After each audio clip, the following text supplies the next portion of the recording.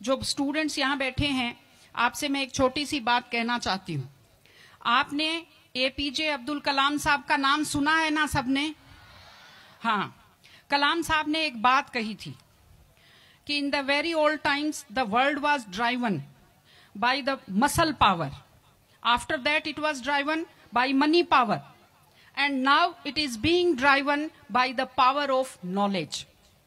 यानी पहले शरीर की ताकत से दुनिया चलती थी, उसके बाद कुछ दिन पैसे से दुनिया चली, और अब दुनिया कैसे चलती है? ज्ञान की ताकत से चलती है।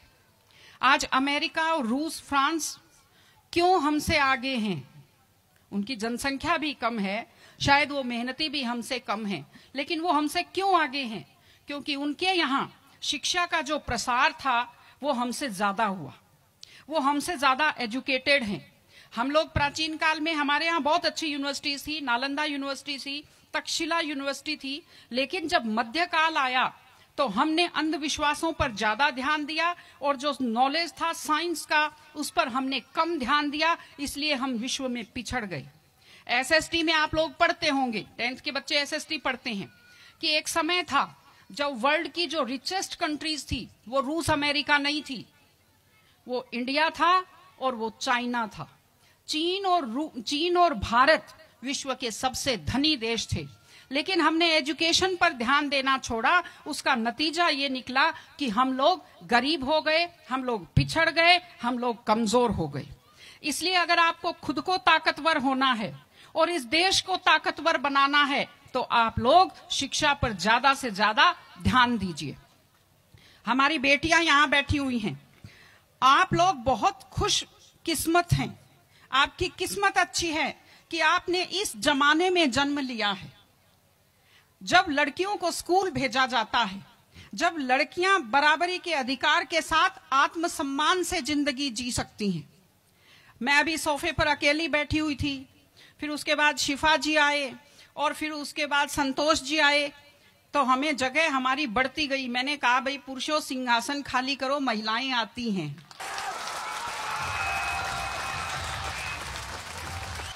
तो आप लोग बहुत खुशकिस्मत हैं। आपकी दादी नानी कितना मेहनत करती थी, सांस नहीं ले पाती थी खुलकर, घूंघट से चेहरा ढककर रखना पड़ता था, जोर से बोल नहीं पाती थी, कानाफूसी में बात करती थी, और आप कितने सम्मान के साथ अपना बैग लेकर के पूरे विश्वास से आप स्कूल आते हो।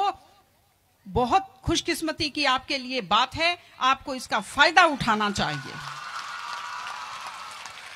आपको कोशिश करनी चाहिए कि आप एक मजबूत नारी बने, और आपसे मैं कहना चाहती हूं कि आपके ऊपर बहुत विश्वास करते आपके पेरेंट्स आपको घर से बाहर भेजते हैं।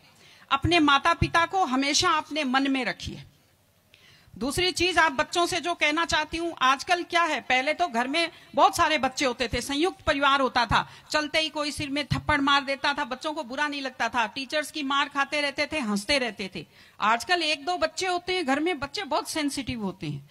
आप लोगों को जब आपके माता पिता टोकते हैं, आपके टीचर्स टोकते हैं, आपको बुरा लगता है। आपको बुरा नहीं लगना चाहिए, क्योंकि ये वो लोग हैं जो आपकी चिंता करते हैं।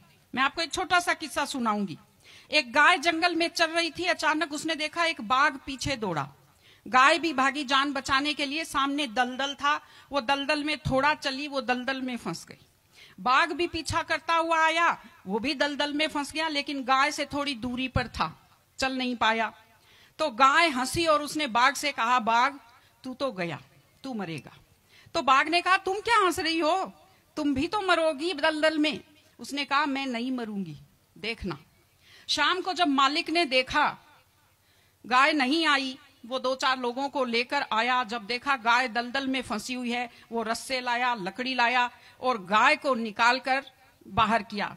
तो गाय ने बाघ को कहा, बाघ तुझे कोई नहीं निकालेगा, मैंने कहा था ना, जिसको संभालने वाले होते हैं वो दलदल में फंसकर नहीं मरता। आपके जो टीचर्स हैं, आपके टीचर्स और आपके पेरेंट्स आपको संभालने वाले हैं।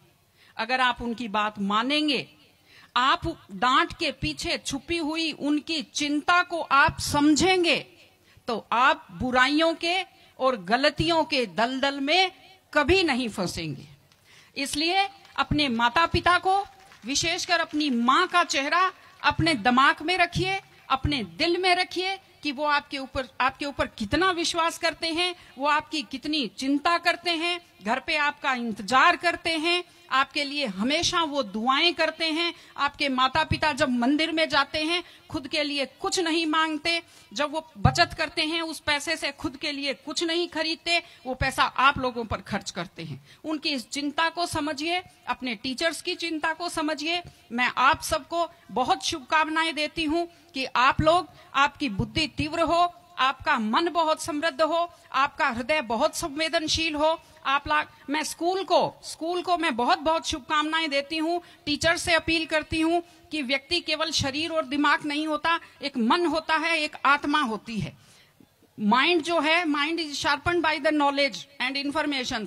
दिमाग तो तेज होता है, लेकिन बच्चों का मन समृद्ध कीजिए, उन्हें कमजोर पर दया करना सिखाइए, उन्हें परिवार के प्रति संवेदनशील बनना सिखाइए कि वो एक अच्छे संपूर्ण नागरिक बने, जिसको कहते हैं कंप्लीट पर्सनैलिटी, वैसे बने।